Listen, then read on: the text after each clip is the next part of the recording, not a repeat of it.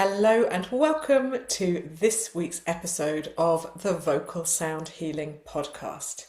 My name is Alexandra Rigazzi-Tarling. I'm a vocal coach and vocal technician. I'm a vocal sound healing practitioner and trainer, and I've been working with voice for well over 25 years as a former opera singer, and I've been training vocal sound healers for about the last 10 years, and I bring all things voice and voice healing to this podcast for discussion. So thank you for being with me this week. And episode 12, we are debunking diaphragmatic breathing for voice users. And this podcast is aimed at vocal sound healers and those interested in working with their voice for wellness and healing. But actually, I think this episode could help people, voice users across the board. So it might be worth a listen. And this week's discussion has been inspired by clients and students, both vocalists and vocal sound healers, that in most cases I've been working with for a while and who would have had coaching on diaphragmatic breathing throughout that training for singing, for sounding and so on. But might have found themselves slipping back into what I call shoulder breathing or shoulder puffing. So this is when we take a breath in and it might just be very subtle, but the shoulders lift, and as we're about to sound, the shoulders pull down. And as I said, it could be very, very subtle. People are really good at hiding it. And often people are still working with some form of diaphragmatic breath, but the shoulders are creeping in as well. And I really wanted to chat about this today. So just to recap, in case you're not familiar with the concept of diaphragmatic breathing, it can also be called belly breathing. And this is an automatic process that we do all day without thinking about it. It keeps us alive. We might not be doing it efficiently in the sense that it might not be as belly orientated as it could be to really reap the well-being benefits of it. But that's another discussion for a later date. But diaphragmatic breathing is, in essence, a deeper breathing technique, but also something that really could form part of our daily lives as well, that engages the diaphragm, so the sheet of muscle at the base of the rib cage, rather than engaging the more shallow chest muscles as a means of expansion to allow air into the lungs. So the diaphragmatic breathing is working with, as it suggests, the diaphragm and that rise and fall of the diaphragm, rather than the rise and fall of the chest and the shoulders.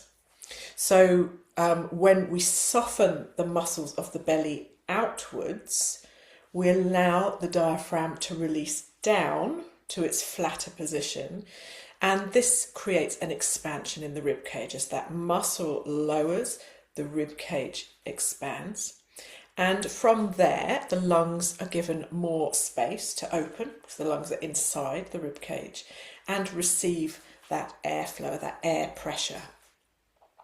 So certainly from a health and well-being perspective, it's not only vocalists and vocal sound healers that need to be making sure that they're breathing, utilising the diaphragm and the belly.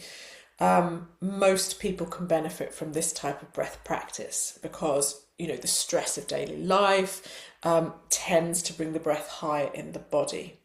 But there are many things that can bring the breath higher in the body, from experiencing trauma and fear to just daily life stress. We get the breath comes up higher in the body, the chest starts to move, the shoulders become involved.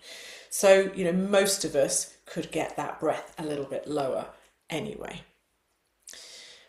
And certainly diaphragmatic breathing is a deeper way of breathing, in the sense that more air can enter into the lungs for better oxygenation of the system overall.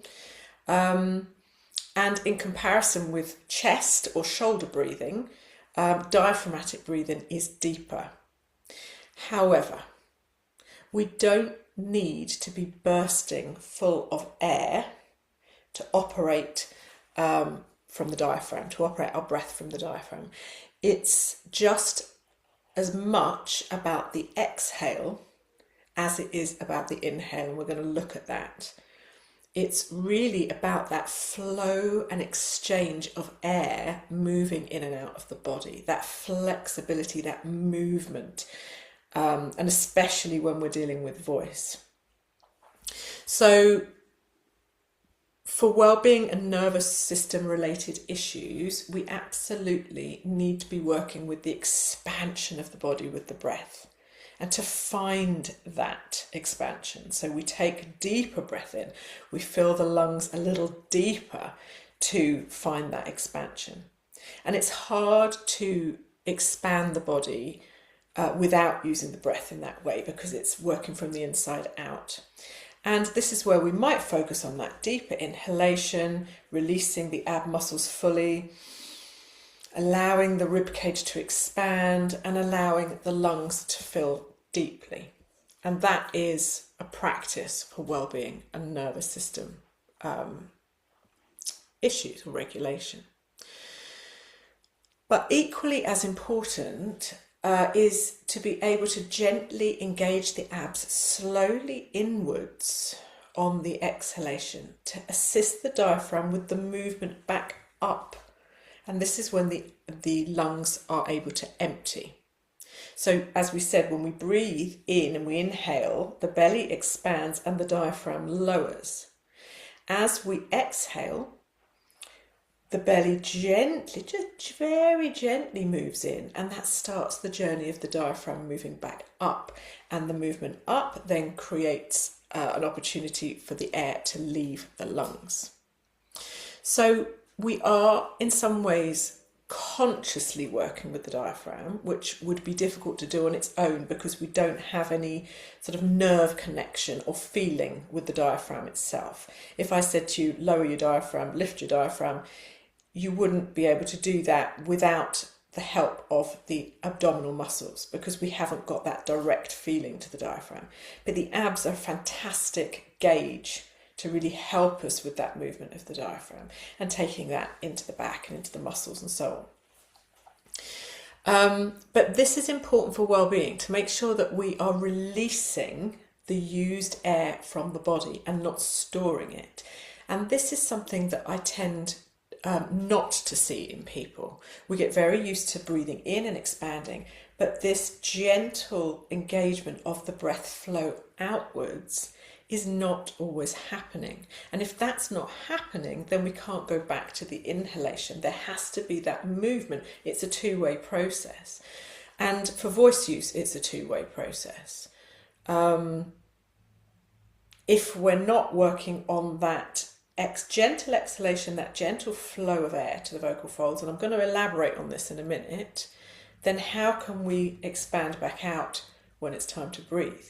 The whole area of the diaphragm and the belly becomes really dormant if we're not focusing on the exhale, because actually vocalizing is all about a gentle exhale. But just going back to the well-being aspect of this, it's quite an old book now by Dr. Robert Freed, and his work is all about breathing, and the book is entitled Breathe Well, Be Well, Dr. Robert Freed.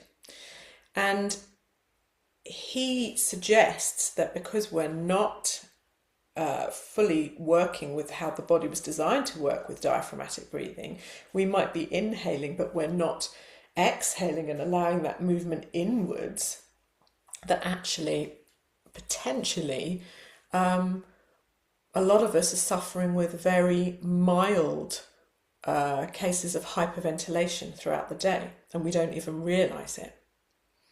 So that's something to think about. Are we actually fully using the breath mechanism? And certainly focusing on diaphragmatic breathing as a wellness practice ensures that you are working equally with the inhalation and the exhalation. But in addition, when we think about the vagus nerve innervating the diaphragm and then thinking about actually allowing this movement of this muscle sheet, the diaphragm, this is really important for sending signals to the brain that everything is okay and functioning optimally in the body, so that we can stay in or enter into a parasympathetic state. Because we have to remember that the roughly 80% of the vagus nerve communication with the brain is afferent. So that means it's bottom up. So it's sending signals from the body to the brain to let the brain know how everything's getting on.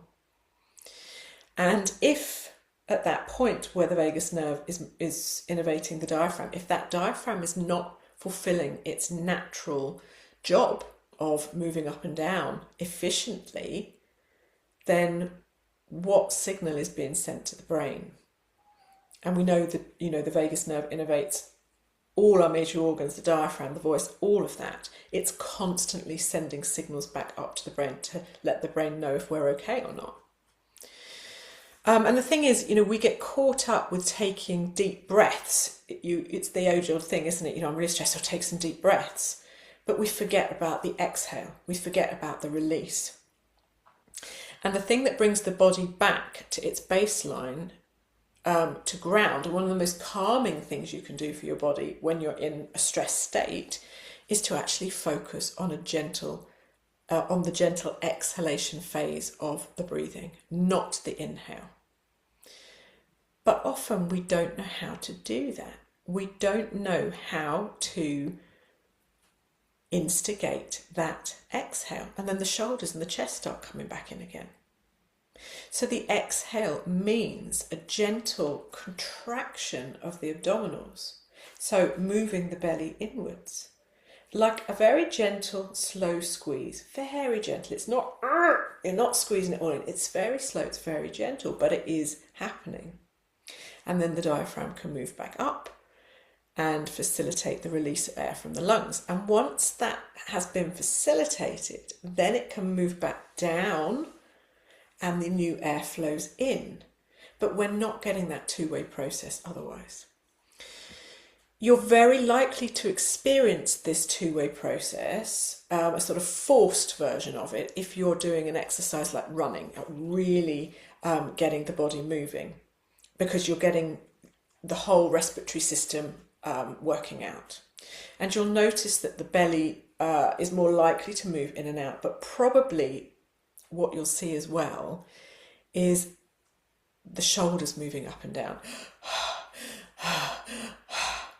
Now, ideally, even when you're in that state, you would try to focus on the exhalation by gently pulling the belly inwards, as this will oxygenate the body much quicker, because if you gently exhale, pulling the belly inwards, you'll find the body very quickly allows the abs to release, the air will flow in. You focus on exhaling, drawing the belly inwards, and the body will take over, the body will allow the abs to release and the air will come in. And what this will do is oxygenate you more deeply. You'll get all of that air into the deep capillaries in the lungs, and you'll be able to return to a resting rate much more quickly. If you actually do this type of breathing whilst you're running, you'll find that you won't get into that really what feels like a little bit of hyperventilation, because you'll be focusing on the exhale. So you're not storing up all that air in the lungs. Breathing for singing and sounding, where we focus on the gentle exhalation and therefore the abs gently drawing inwards on that sounding phase, is the same breathing that you can use for running.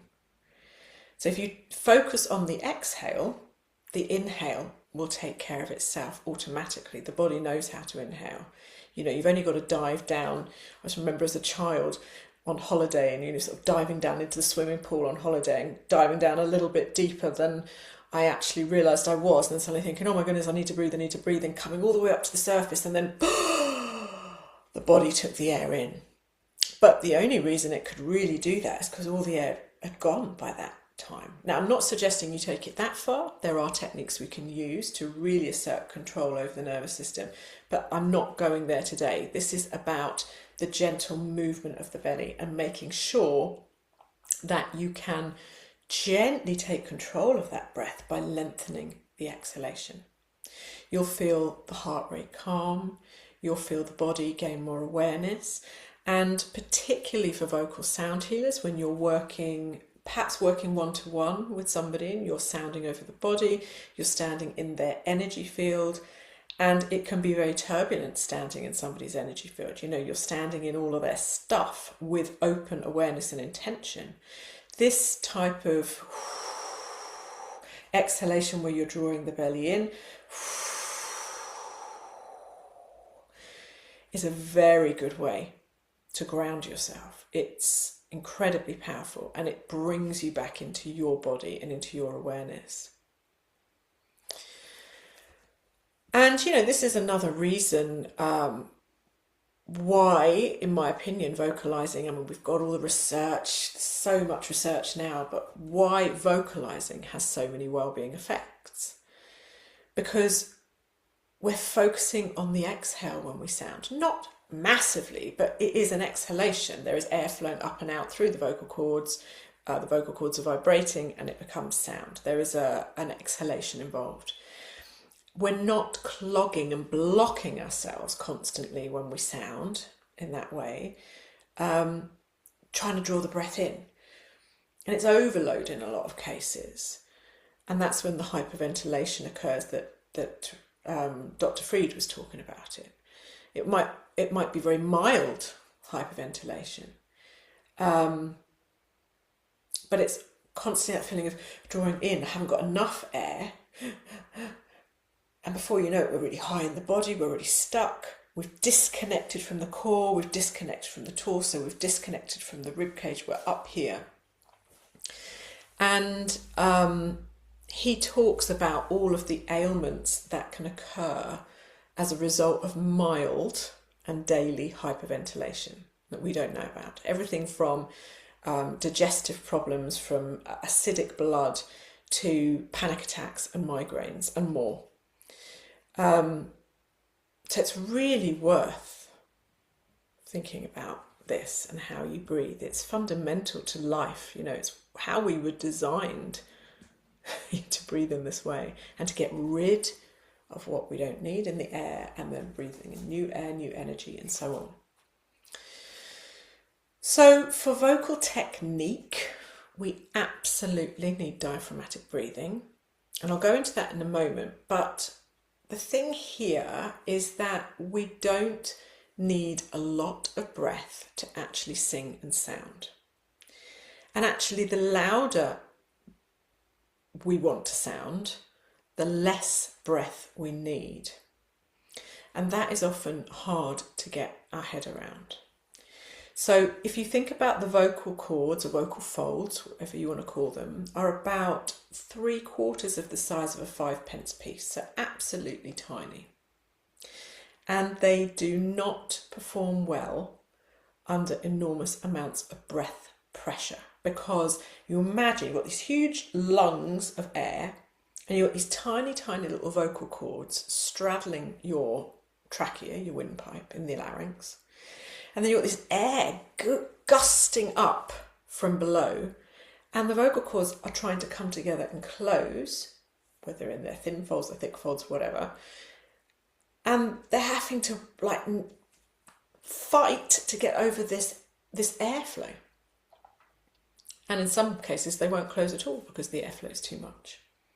Now, some people have more tolerance for higher rates of airflow to the vocal cords, but most people eventually with that high airflow will damage the mechanism, or they'll find they just don't have the longevity. And this could be, anything from presenting as constriction in the throat to a very breathy sound, or both, or hopefully not, but nodules and so on.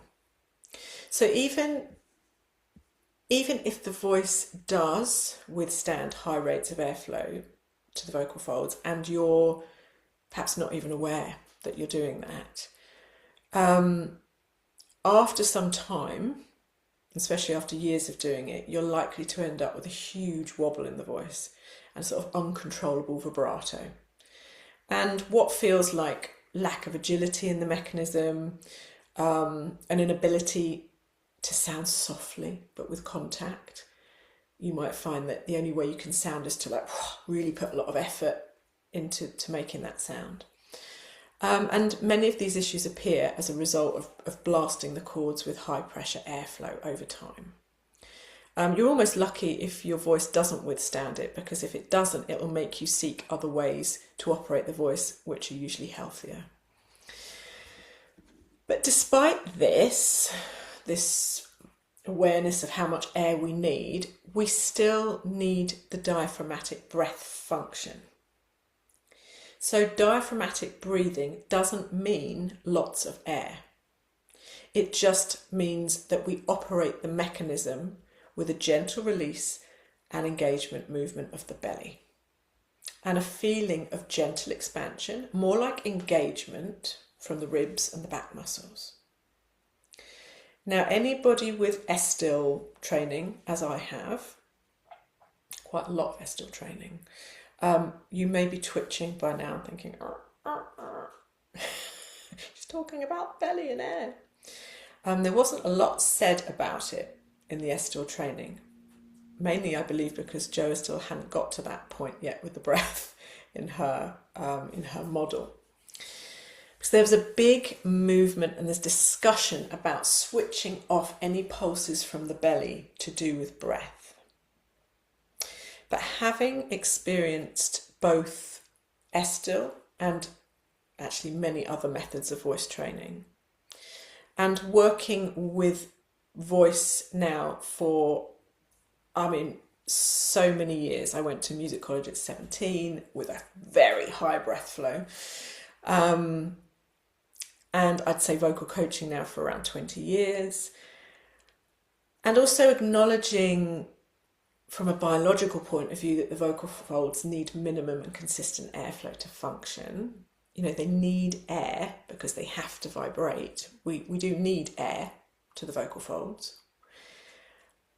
But from all of that, I still maintain there needs to be a gentle awareness of movement, a gentle pulse inwards from the belly at the start of a sung or sounded tone or a phrase. There needs to be a very subtle movement inwards of that belly as that phrase and that sound continues. And then when we need to breathe, the belly releases, the air flows into the lungs. And the breath is almost undetected that it's so low. So we're certainly not seeing any of that. It's happening so low. So we're in effect keeping the air away from the voice and just using a very small trickle but consistent trickle of air. So there is movement of the belly when vocal sounding. It's very subtle. We're not pumping air. We're not pulling the abs in tightly. None of that which in a lot of cases has been so frowned upon in the classical singing tradition, mainly opera. But there is movement, and this gentle movement represents the minimal flow of air from the body and the lungs to the vocal cords. Because you've got to think about it, you know, when we laugh, when we cry, when we speak with conviction, when we're trying to get someone's attention, there is this organic, fundamental movement from the belly.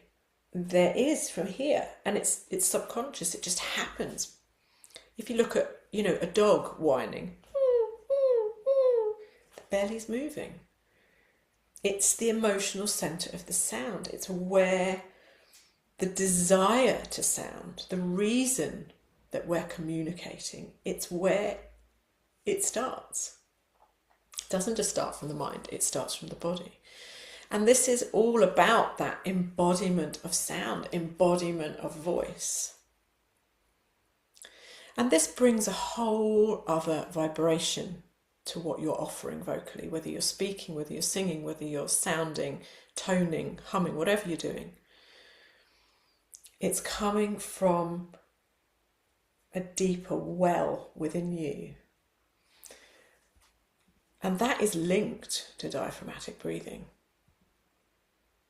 So what I see all the time not all the time, but a lot of the time. When people come to me, certainly the first time, or when they've been working for me, so they're working with me for a while, and they're being naughty, and they're not thinking about their belly, but they're thinking about everything from the voice, is that the shoulders start to engage on the exhalation. And yes, sometimes on the inhalation as well, so especially if someone's really new to singing.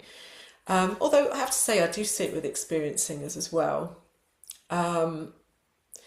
They might be inhaling and you see the shoulders and the chest rise up slightly. And it can, as I said, it can be very subtle. Sometimes it's not subtle, sometimes it's blatantly obvious. The shoulders are going for it. And you might have had a discussion with them, first of all, about belly breathing. I just say, we're going to have a little chat about belly breathing, just make sure we're on the same page. And as soon as they get over to the voice, it starts, the shoulder breathing starts. They don't even know half the time because they think they know about belly breathing, and actually a lot of the time people think that it's enough just to know, but it isn't. We have to embody it, we have to bring it, we have to practice it. So what I get used to seeing is as they breathe in, the shoulders might rise up and the chest also, because they're breathing high into the chest. And then as they exhale and start to make the vocal sound, the shoulders pull down. It's almost as if the shoulders have become part of the sounding mechanism. There's a sort of and it might not even be that, as I said, that obvious or that brutal, but there's this subtle pulling down. It could be like a millimetre. And I work a lot online, and sometimes people say to me, I'll be like, can you just stop the shoulders moving, go down to the belly? They're like, how did you even see that? It was that small. But you can't not see it. You see a gentle, tiny moving out of the body, and then a sort of into the body. And this is the thing. For these people that are really doing this shoulder breathing, and I said it's making it almost part of the mechanism, it actually has become part of the singing and sounding mechanism. They don't know any different. And I find this especially for people that use the term as head voice, chest voice, like they're two completely separate things, like the voice is broken up into all these different parts, which it isn't. There's, a natural, authentic sound that you might use to hum in the morning, and then once we have that natural middle authentic sound that is us, we apply different qualities, thick folds, thin folds, twang, all the rest of it. But there is a voice that runs from bottom to top and top to bottom. And what's happened as a result of this shoulder breathing is, and usually they're trying to sing everything in this lower sort of chest sound because they're addicted to often this perception of this stronger, more masculine sound. And they're using the shoulder pull as a way of instigating that. And they believe that to be a thicker fold sound or more chest sound. And the reason why they think they're getting this sound is because when they start to vocalising in this way with the shoulder pump, as I call it, what's happening is they're engaging the throat and the false vocal folds. So the false vocal folds are like the skin flaps above the true vocal folds. And the false folds close, creating a thicker fold sound. And unfortunately, a whole load of constriction with that. That's a closure of the throat. So this closure can sound like a chest voice. And people can be really good at it. Like sometimes you're listening, you think, hang on a minute, can I hear constriction? Is that what I'm listening to? You can hear. With some people it's very obvious. But with other people, they've been doing it a long time. The problem with that is it's become part of who they are. So, if they've been singing like that for years and have gained a lot of tension in the throat muscles, and learnt to sound on these false folds and caused all this constriction, what they might have come to me for is lack of mobility in the larynx, so lack of being able to sing higher, lack of being able to sing outside of this sort of what they understand to be chest voice, which actually isn't, it's constricted voice.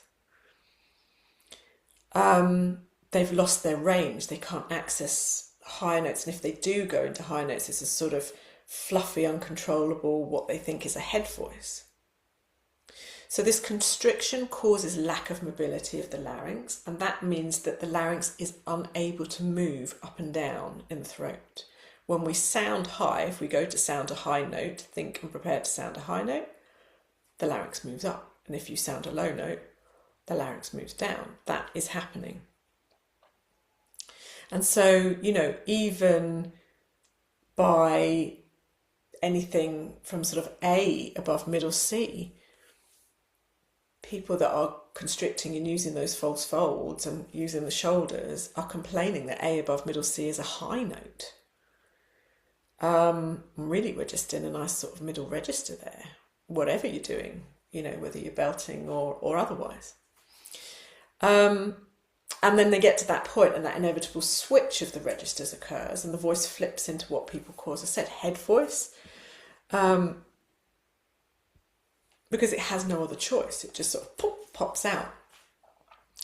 And, what if the larynx was allowed to move and transition gradually?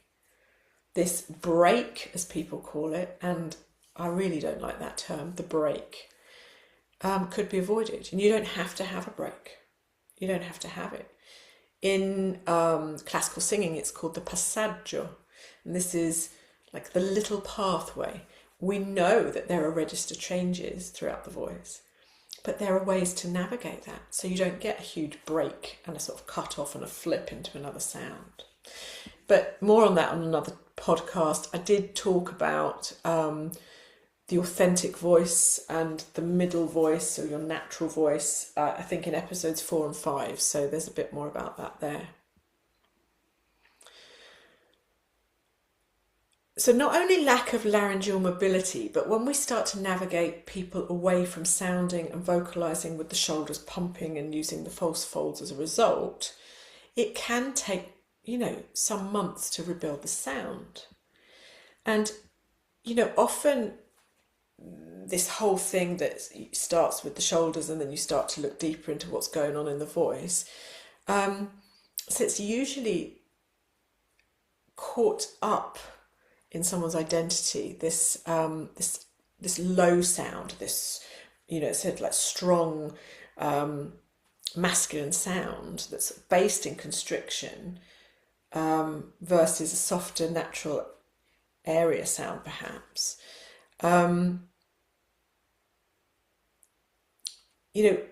It's caught up with who they are.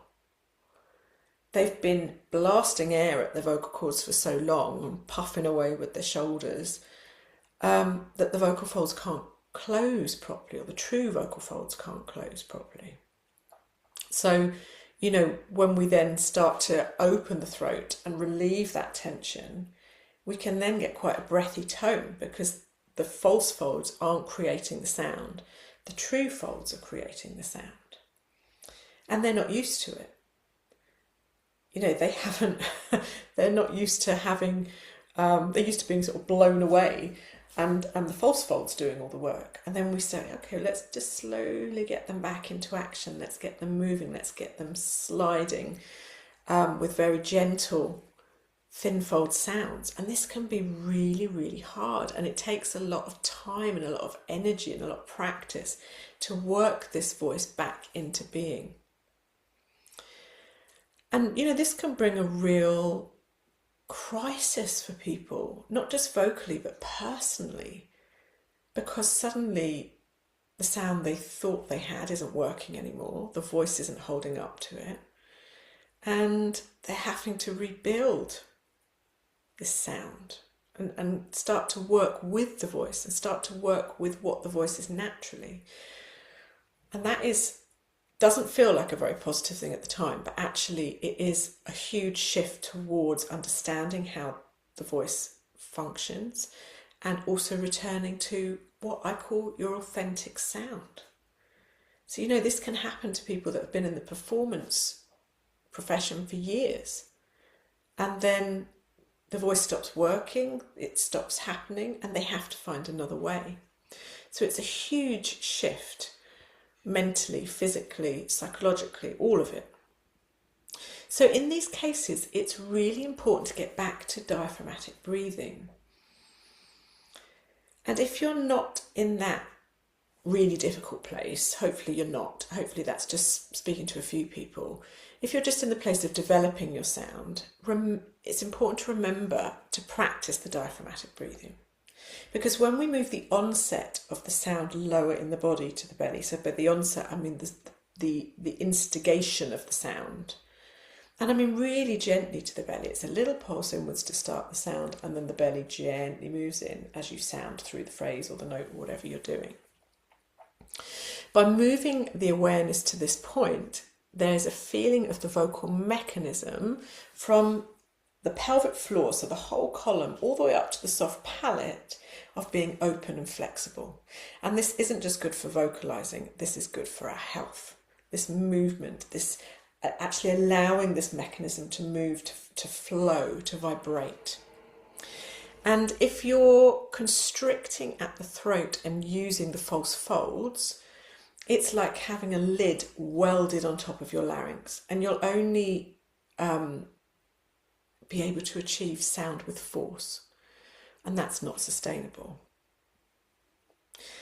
And you know, it's certainly not a sound, going back to our vocal sound healing, it's certainly not a sound we're looking for in the context of vocal sound healing. As vocal sound healers, we're working with vibration, with resonance. We're not working with force or volume, and we're certainly not working with force and volume in a therapeutic context where perhaps you're sounding over to somebody on a therapy table. If you're working in a healing voice context with kirtan, for example, and needing to project your voice to work in bigger venues and, you know, with bigger groups of people, and you're doing it on shoulder puffing and constriction, then you're going to find the vocal mechanism starts to feel less free, your tongue might start to contract, and you'll need more force to keep the voice sounding.